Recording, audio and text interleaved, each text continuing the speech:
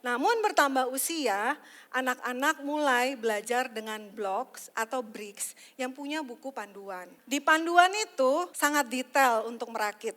Sampai ada bricks atau blocks yang sangat-sangat kecil, yang ujungnya lancip-lancip, yang kalau tercecer atau nyelip di karpet berubah menjadi jarum. Siapa sama saya? Sama-sama saya ya. Ya, saya tahu. Jadi ujungnya itu lancip banget ya. Kalau dia nyelip di mana gitu terus kita injak, tiba-tiba tuh rasanya kita sedang menginjak jarum. Kalau diinjak tuh sakitnya sampai ubun-ubun dan sampai menusuk kalbu ya. Sakit banget, pengen marah gitu ya. Mengingat ceceran-ceceran bricks itu ya, jadi saya teringat ya. Memang kalau ada bagian hidup kita yang tercecer atau tidak pada tempatnya sesuai desainnya Tuhan, bagian tercecer itu bisa menyakitkan orang lain loh. Ya enggak sih?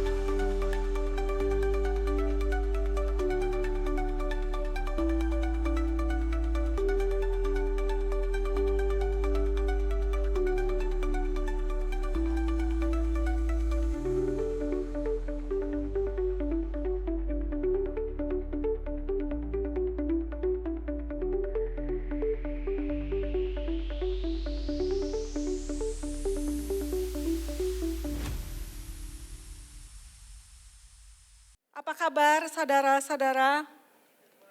Luar biasa, excited, wow. Luar biasa yang baru pulang dari Semarang. Yes, berapi-api, wow. Ya, kita bersyukur ya pagi hari ini kita boleh hadir di gereja bersama-sama beribadah. Bersyukur kalau pagi hari ini masih boleh bangun, masih boleh bernafas, masih boleh menikmati hari yang baru, menikmati hari Minggu, hari libur, masih boleh sarapan, masih boleh ngopi. Wow, itu sesuatu yang mungkin kecil, tapi seharusnya kita mengucap syukur buat semua itu, berkat Tuhan yang luar biasa. Hal-hal kecil, hal-hal yang detail Tuhan memperhatikan hidup kita. Amin. Ya, hari ini kita masih melanjutkan seri pengajaran yang berhubungan dengan tema kita bulan ini yaitu rebuild atau membangun kembali. Izinkan saya men-share beberapa highlights khususnya apa yang saya terima secara pribadi dari minggu pertama sampai minggu ketiga dari pastor-pastor yang luar biasa. Minggu pertama, Pastor Andri memulai dengan sangat baik. Hal yang sangat mendasar yaitu strong foundation. Fondasi ini sangat penting ya. Kemarin kita di home kita share tentang hal fondasi ini. Saat kita membangun kembali segala sesuatu dalam hidup ini, kita harus pastikan hidup saudara dan saya punya fondasi yang kuat. Yaitu firman Tuhan, yaitu Yesus sendiri. Hidup yang dibangun di atas fondasi firman Tuhan pasti akan bertahan kuat di dalam keadaan apapun. Menghadapi apapun pasti kuat. Kemarin di home kita sharing, fondasi itu tidak terlihat. Yang Pastor Andri bagikan. Fondasi itu gak terlihat. Dia ada di posisi yang paling bawah dari sebuah bangunan. Namun merupakan faktor yang sangat-sangat penting menentukan kekuatan dari sebuah bangunan itu. Terutama saat bangunan itu menghadapi badai, menghadapi bencana. Begitupun dengan kehidupan kita. Pastikan bahwa kita sedang membangun di atas fondasi yang kuat. Membangun di atas fondasi Yesus Kristus. Membangun di atas fondasi firman Tuhan yang hidup. Minggu kedua, Pastor Daniel membagikan kebenaran dengan judul Rebuilding My Identity. Membangun kembali identitasku. Bahwa identitas kita itu tidak dibangun atau ditentukan oleh faktor-faktor eksternal, faktor-faktor luar.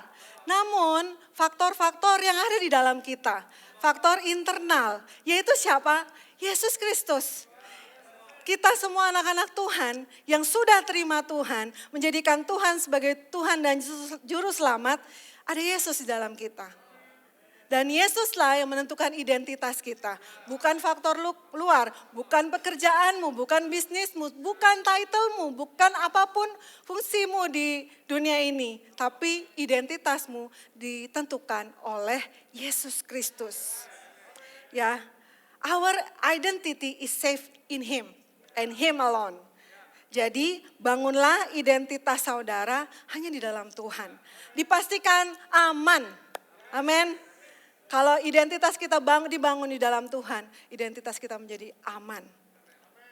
Minggu ketiga, melalui Pastor Leo kita belajar untuk merobohkan atau merusak suatu bangunan itu sangat mudah.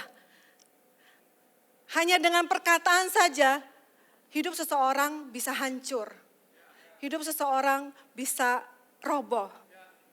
Namun untuk membangun kembali, untuk rebuild dibutuhkan pribadi yang memiliki kuasa. Yaitu siapa? Yesus Kristus.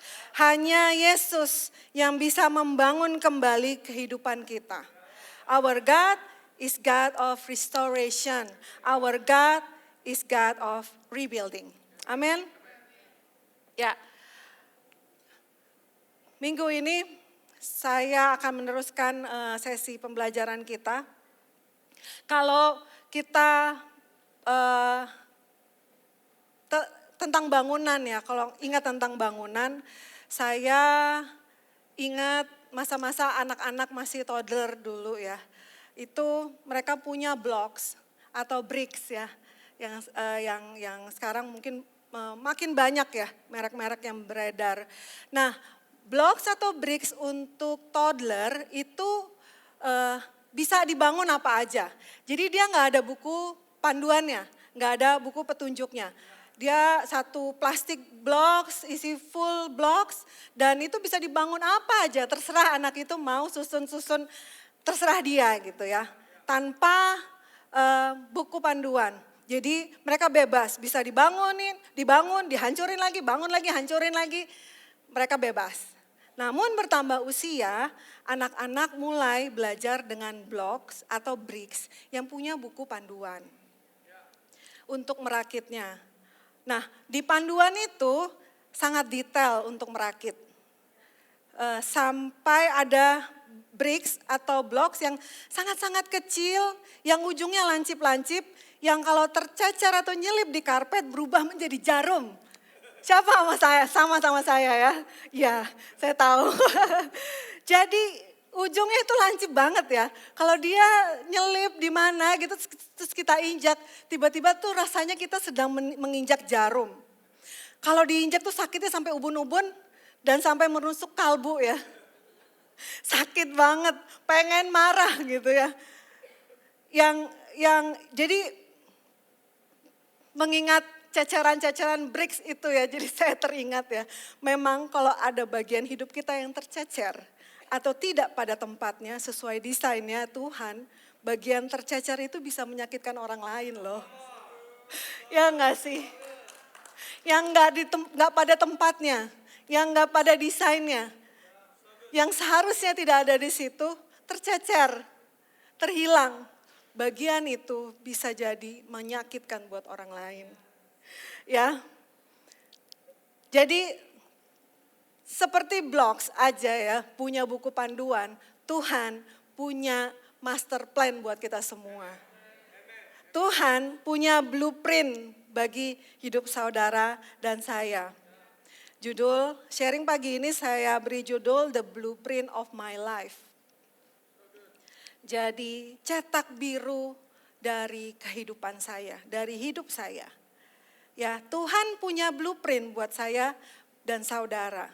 Cetak biru yang berisi rancangan yang sangat detail, sangat terperinci, instruksi yang sangat terperinci, dan petunjuk dalam membangunnya. Yang arsitek di sini pasti ngerti banget yang namanya blueprint atau cetak biru. Membangun sebuah bangunan pasti butuh blueprint, butuh master plan, butuh rencana. Seluruh kehidupan kita ada dalam rancangannya Tuhan. Amin. Ada dalam blueprintnya Allah. Blueprint Allah bagi saudara dan saya itu sangat proper. Sangat solid. Sangat sempurna. Untuk membangun hidup saudara dan saya. Sangat luar biasa sempurna apa yang sudah Tuhan rancangkan, apa yang sedang Tuhan gambar untuk hidup saudara dan saya. Di Kejadian 1 ayat 26 sampai 27, saya ambil dari versi terjemahan sederhana Indonesia, saya bacakan ayat 26. Kemudian Allah berkata, marilah kita menciptakan manusia supaya menyerupai kita dan mencerminkan sifat-sifat kita. Mereka akan berkuasa atas seluruh bumi, yaitu segala ikan-ikan di laut, burung-burung di udara, hewan ternak, binatang liar, binatang melata dan binatang yang merayap di tanah. Ayat 27, maka Allah menciptakan manusia supaya menyerupai Dia. Allah menciptakan mereka laki-laki dan perempuan. Kita highlight di sini kata menyerupai kita dan mencerminkan sifat-sifat kita. Menyerupai Allah dan mencerminkan sifat-sifat Allah. Kita ini diciptakan menyerupai Allah dan mencerminkan sifat-sifatnya Allah. Jadi semakin kita mengenal Tuhan, semakin kita mengenali diri sendiri. Karena Tuhan menciptakan kita seturut gambarnya, seturut rupanya, menyerupai dan mencerminkan sifat-sifatnya. Karena itu sangat penting untuk terus bertumbuh dalam pengenalan akan Tuhan. Semakin kita kenal Tuhan, semakin kita mengerti identitas kita.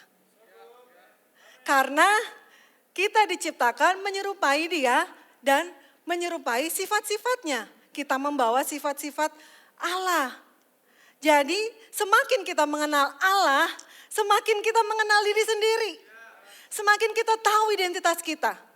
That's why penting banget kita dekat dan kenal Tuhan. Semakin kita bertumbuh dalam pengenalan akan Tuhan, semakin aman identitas kita.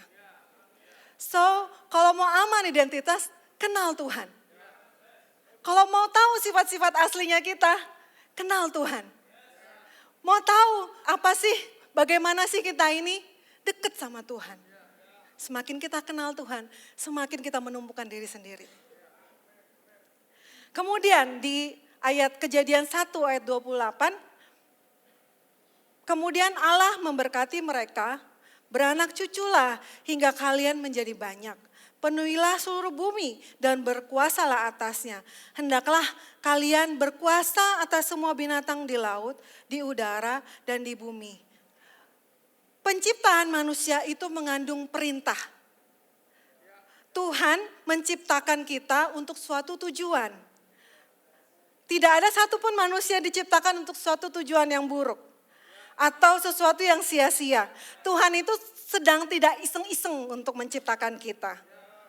Tuhan sedang tidak iseng untuk menciptakan saudara dan saya. Sejak sebelum kita dibentuk di kandungan ibu kita, Tuhan sudah menentukan tujuan. Kenapa Nancy dilahirkan?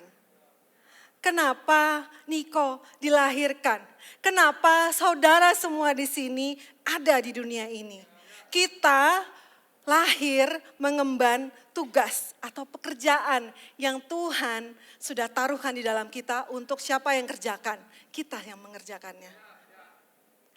Efesus 2 ayat 10. Efesus 2 ayat 10. Karena kita ini buatan Allah, diciptakan dalam Kristus Yesus untuk apa? Untuk melakukan pekerjaan baik yang dipersiapkan Allah sebelumnya.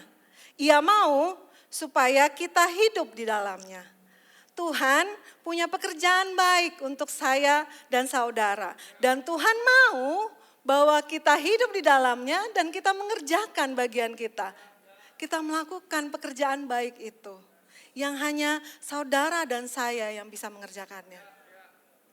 Gak bisa orang lain. Spesifik saudara, spesifik saya. Ya. Di kesempatan ini ada dua hal yang mau saya bagikan bagaimana hidup kita dibangun ulang. Agar sesuai dengan blueprint-nya Tuhan. Yang pertama yang saya mau bagikan ada repent and reset. Repent and reset. Bertobat dan mengatur ulang. Yang membuat kita keluar dari rencana Allah yang sempurna itu adalah dosa, pelanggaran. Kita tidak bisa membangun ulang jika tetap ada dalam ikatan dosa atau pelanggaran. Dosa menjauhkan kita dari Tuhan.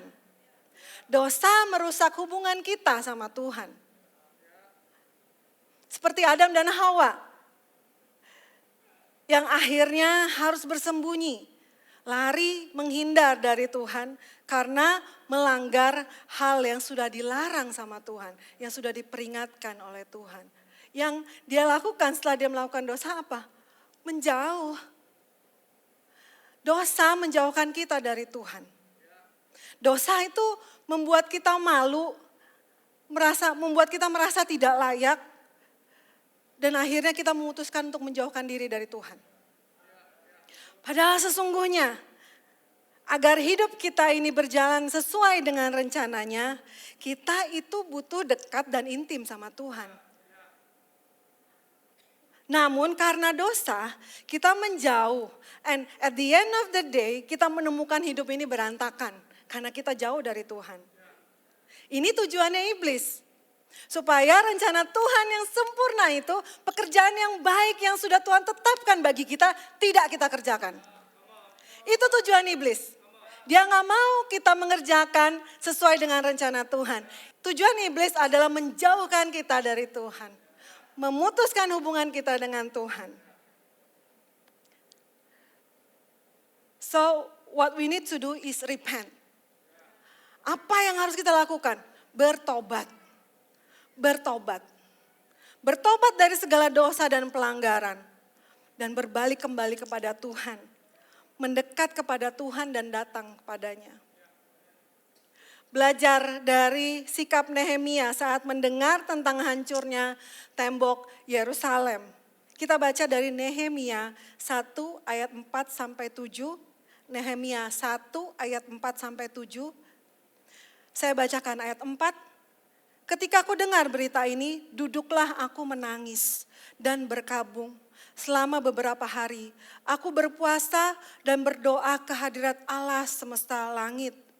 Ayat 5 kataku, ya Tuhan Allah semesta langit, Allah yang maha besar dan dahsyat yang berpegang pada perjanjian kasih setianya terhadap orang yang kasih kepadanya tetap mengikuti perintah-perintahnya. Ayat 6, berilah telingamu dan bukalah matamu dan dengarkanlah doa hambamu yang sekarang kupanjatkan ke hadiratmu siang dan malam bagi orang Israel. Hamba-hambamu itu dengan mengaku segala orang Israel hamba-hambamu itu. Dengan mengaku segala dosa yang kami orang Israel telah lakukan terhadapmu. Juga aku dan kaum keluargaku telah berbuat dosa. Kami telah sangat bersalah terhadapmu dan tidak mengikuti perintah-perintah, ketetapan-ketetapan dan peraturan-peraturan yang telah kau perintahkan kepada Musa hambamu itu. Nehemia datang kepada Tuhan. Dia apa? dia menangis, dia berkabung, dia berpuasa, berdoa, dan mengaku dosa. It's okay to come to him just as you are. Gak apa-apa, datang kepada Tuhan, apa adanya diri kita. Jujur di hadapan Tuhan, menangis di hadapan Tuhan, mengaku dosa di hadapan Tuhan, dan memohon pengampunannya. Sebab kenapa? Sebab Tuhan adalah baik dan suka mengampuni dan berlimpah kasih setia bagi semua orang yang berseru kepadanya. Mazmur 86 ayat 5. Saat Tuhan tahu kita melakukan dosa, namun Tuhan menunggu kita untuk datang. Tuhan tidak pernah menolak kita. Tuhan selalu membuka pintunya. Membuka pintunya untuk anak-anaknya datang kembali. Mengaku dosa, mencari Tuhan, menangis di hadapan Tuhan. Apa adanya diri kita. Dan memohon pengampunannya. Tuhan adalah baik. Sifat dia, sifat yang sungguh mengampuni. Dia punya berlimpah-limpah kasih setia. Buat siapa? Buat orang-orang yang datang kepadanya. Roma 12 ayat 2.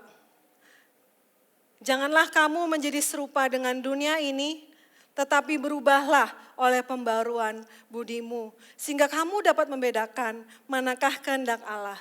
Apa yang baik, yang berkenan kepada Allah, dan yang sempurna. Jadi setelah kita bertobat, meninggalkan dosa, repent. Apa yang perlu kita lakukan? Reset. Mengatur ulang. Atur ulang kembali. Pernah dengar nggak istilah hard reset? Hard reset. Hard reset itu pas apa? Ketika gadget kita itu suka error, suka ngehang, freeze, nggak berfungsi sebagaimana mestinya. Terkadang kita perlu melakukan hard reset. Kalau di salah satu gadget caranya itu seperti ini. Tekan power and volume down. Tahan beberapa detik, hold beberapa detik. Dan untuk menyalakannya kembali, tekan power kembali and volume up. Dan tahan beberapa detik. Ya, seperti itu hard reset. Use your power to volume down segala suara-suara yang bukan dari Tuhan. Suara-suara yang menjauhkan saudara dari kehendak dan rencana Tuhan. And use your power to volume up. Untuk satu suara, yaitu suara Tuhan saja. Volume up hanya untuk mendengar yang mana kehendak Allah. Volume up untuk mendengar yang mana yang baik. Volume up untuk mendengar yang mana yang berkenan kepadanya. Volume up untuk mendengar yang sempurna. Yang datangnya hanya dari Tuhan. So volume up, use your power untuk mendengar the voice, untuk mendengarkan suara Tuhan. Amin. Volume down, use your power untuk menghentikan segala sesuatu yang bukan dari Tuhan. Menghentikan segala suara-suara yang bukan datangnya dari Tuhan. Menghentikan segala kehendak-kehendak yang datangnya bukan dari Tuhan. Bahkan kehendak kita sendiri. Kehendak pribadi kita sendiri yang datangnya bukan dari Tuhan. Bukan sesuai dengan kehendak Tuhan. Volume down and volume up. Use your power. You hold the power to reset your life. To rewrite your story. That power is called decision. Saudara memegang kuasa untuk mengatur kembali hidupmu. Menulis kembali kisahmu. Kuasa itu bernama keputusan. Semuanya kembali kepada keputusan kita. Keputusan kita sendiri. Tuhan mau merebuild hidup kita. Tapi semua tergantung pada tangan Anda. Your power, your decision. Semua tergantung kepada keputusanmu. Semua kembali kepada keputusan kita sendiri. Apakah kita mau reset kembali, dibangun kembali sesuai dengan blueprint-nya Tuhan. Amin. So, use your power. Decide. Volume up untuk suara Tuhan. Volume down untuk segala sesuatu yang bukan dari Tuhan. Amin, amin. Yang kedua, crush and rebuild. Crush and rebuild. Dihancurkan dan dibangun kembali. Ya, mungkin mostly kita di tempat ini pernah mengalami keadaan di mana semua runtuh. Semua kok hancur. Tuhan, hidupku kok semuanya begini sih. Ini gagal, itu gagal, semuanya hancur. Saya pernah ngalamin suatu krisis, suatu kehancuran di mana ya ini sudah sering saya saksikan ya. Di saat kami kehilangan pekerjaan, semuanya hancur. Kadang-kadang kalau lagi dalam pelayanan, bisa ngomong di hadapan Tuhan, saya kan setia melayani-Mu Tuhan. Saya kan taat pada apapun yang Tuhan mau. Kok hancur Tuhan? Kok Tuhan ambil pekerjaanku? Kadang kita bisa ngomong seperti itu ya. Di awal kita gak ngerti kenapa semua itu terjadi. Yeremia 29 ayat 11 sampai 14. Yeremia 29 ayat 11 sampai 14. Sebab aku ini mengetahui rancangan-rancangan apa yang ada padaku mengenai kamu. Demikianlah firman Tuhan, yaitu rancangan damai sejahtera dan bukan rancangan kecelakaan. Untuk memberikan kepadamu apa? Hari depan yang penuh harapan. Dan apabila kamu berseru dan datang dan berdoa kepadaku, maka apa? Aku akan mendengarkan kamu. Apabila kamu mencari aku, apa? Kamu akan menemukan aku. Apabila kamu menanyakan aku dengan segenap hati, aku akan memberi kamu menemukan aku. Demikianlah firman Tuhan. Dan aku akan memulihkan keadaanmu dan akan mengumpulkan kamu di antara segala bangsa dan dari segala tempat kemana kamu telah kucerai-beraikan. Demikianlah firman Tuhan. Aku akan mengembalikan kamu ke tempat yang dari mana aku telah membuang kamu. Nehemia adalah cerita yang menginspirasi kita untuk tidak menyerah di masa crash, di masa kehancuran. Nehemia hidup di masa ketika kota dan bangsanya sedang dalam salah satu titik terendah dalam sejarah mereka. Karena ketidaktaatan dan ketidaksetiaan umat Israel. Mereka tercerai-berai ke bangsa-bangsa lain. Sementara kota Yerusalem hancur berantakan karena jajahan. Tapi ketika melihat krisis di negeri dan bangsanya, Nehemia itu tidak kehilangan harapan. Nehemia enggak ikut-ikutan krisis. Hati dan pikirannya tidak ikut-ikutan krisis. Yang dia lakukan adalah percaya kepada Tuhan. Yang dia lakukan adalah taat pada apa yang Tuhan suruh untuk dia lakukan. Yang dia lakukan adalah melakukan bagiannya. Kalau ditanya-tanya ya, ke saya, kira-kira kenapa ya Tuhan mengizinkan saya mengalami krisis saat itu? Saat saya dan suami mengalami kehilangan pekerjaan. Sampai saat ini kalau ditanya saya nggak bisa jawab dengan pasti. Mungkin nanti kalau udah kembali ke rumah Tuhan, bertemu muka dengan Bapa kita di sorga, baru Tuhan kasih tahu, oh ini loh Nancy, oh itu Tuhan. Saya baru bisa tahu kenapa tujuannya Tuhan mengizinkan saya mengalami krisis itu.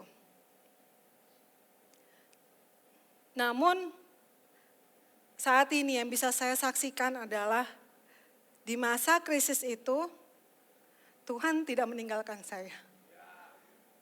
Di masa krisis itu Tuhan beserta saya dan keluarga.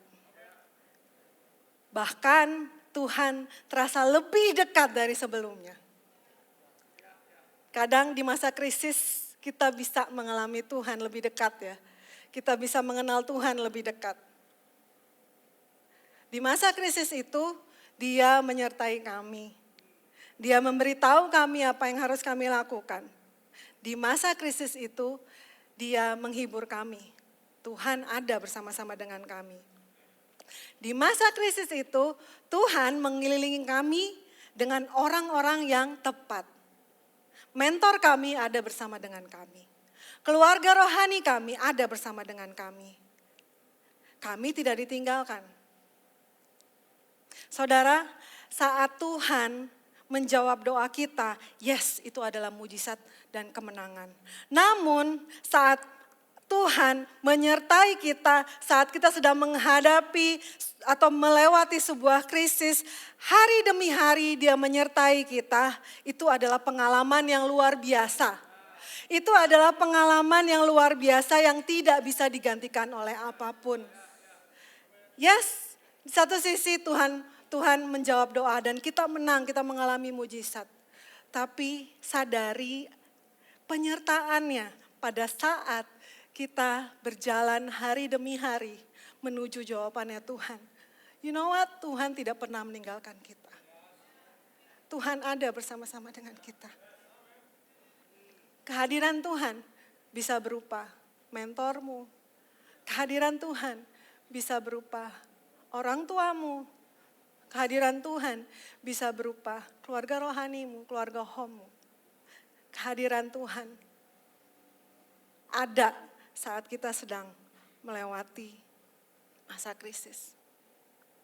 Saya undang tim Praise and Worship untuk bersama dengan saya di sini.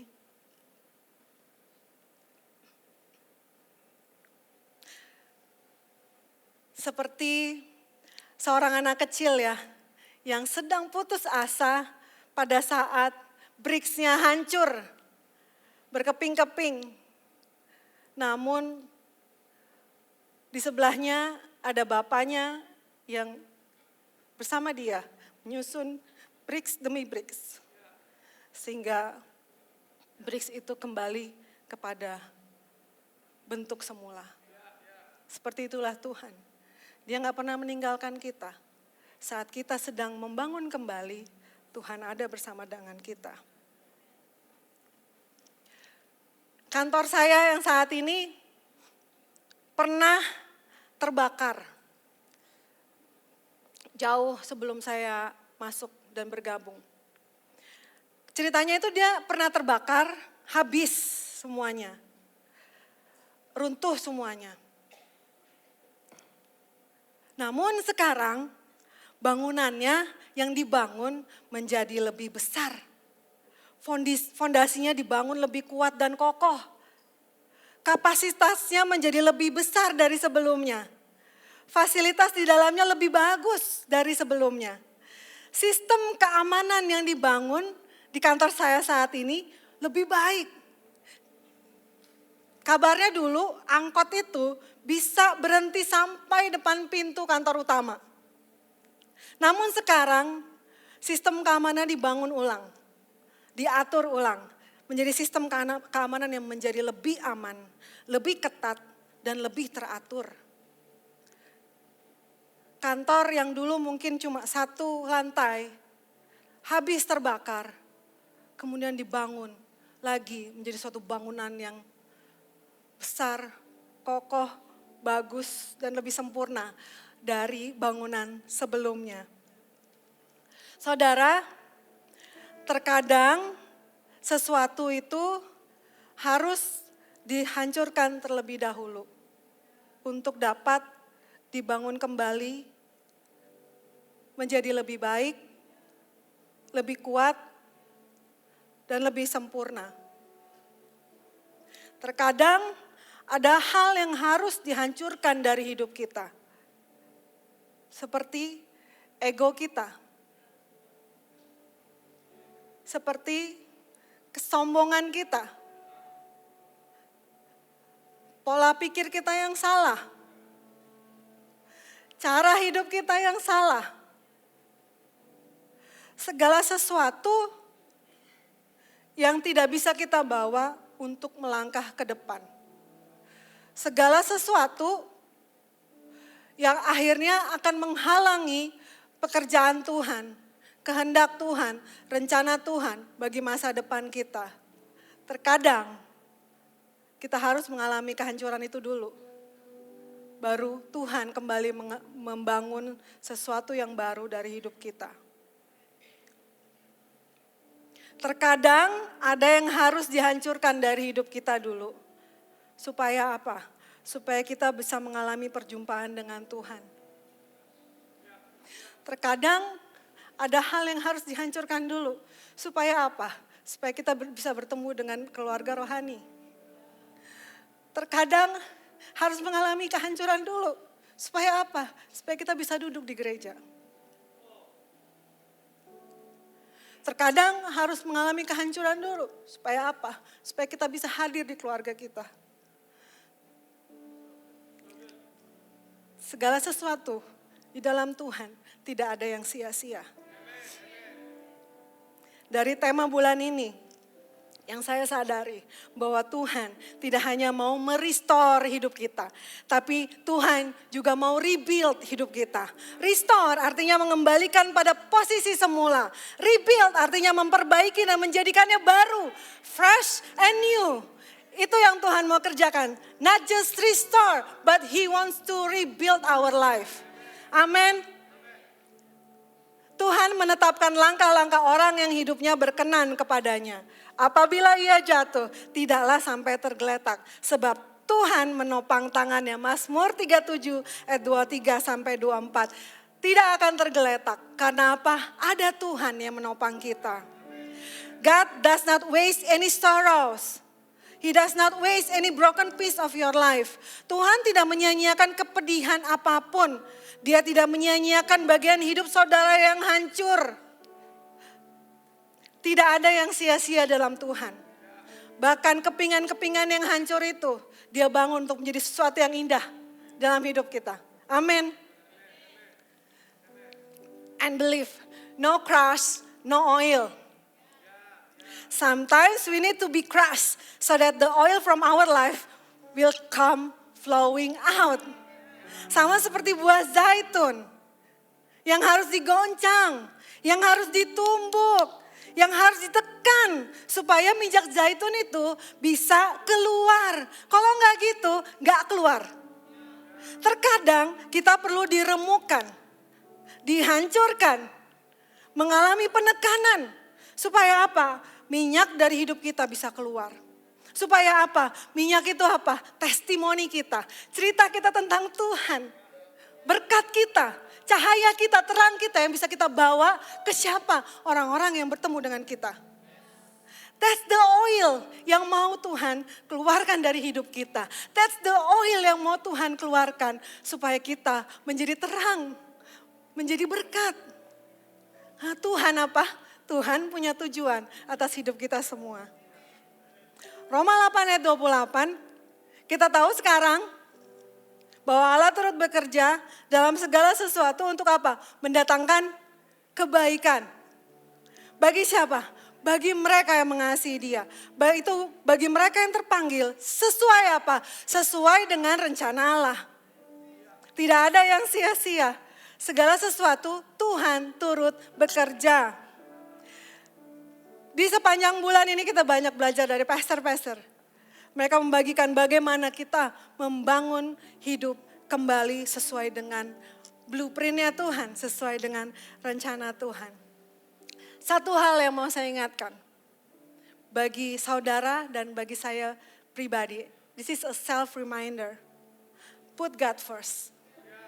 And everything else will fall into their proper place.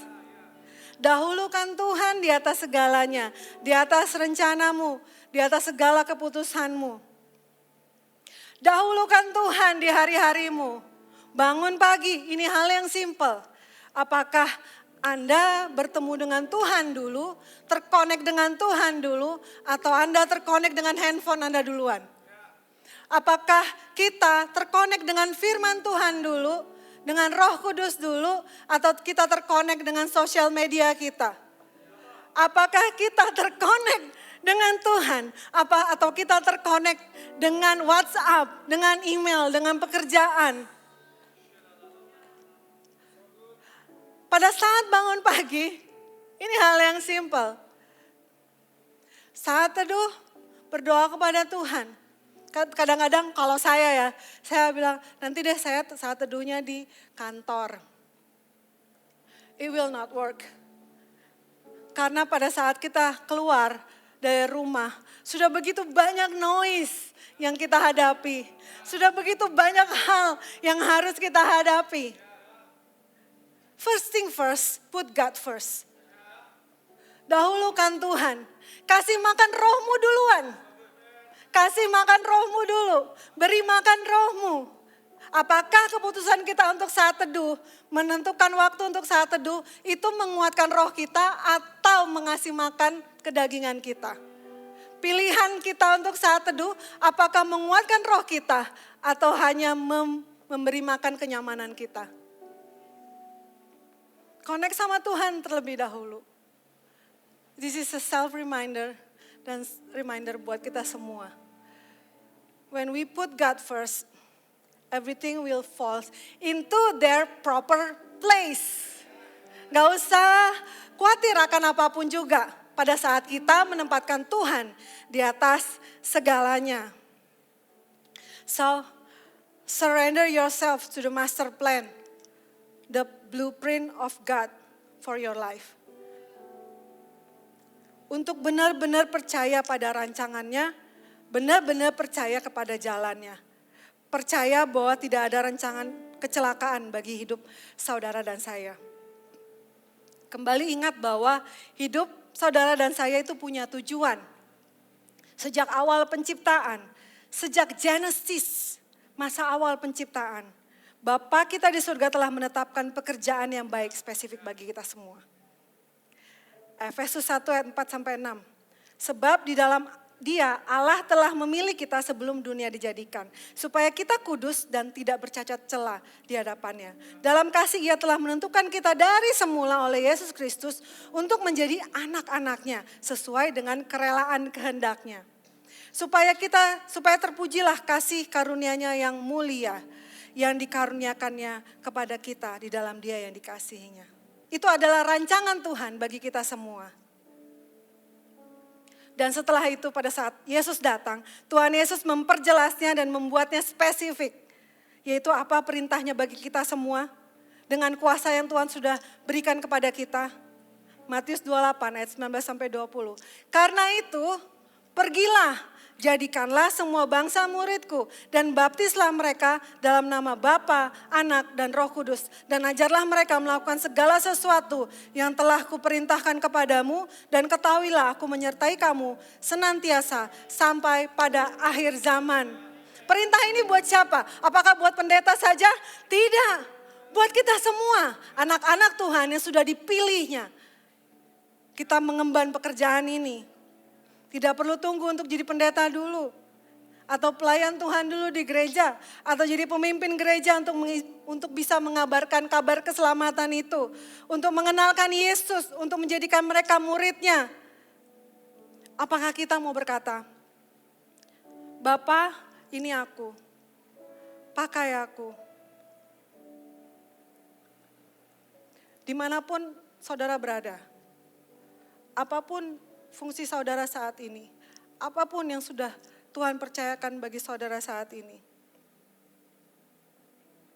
Pertanyaannya, apakah kita sedang menjadi terang di tempat di mana kita berada? Apakah hidup kita saat ini menjadi inspirasi bagi orang lain? Apakah hidup kita saat ini sedang membawa orang-orang lain di sekitar kita untuk datang kepada Yesus?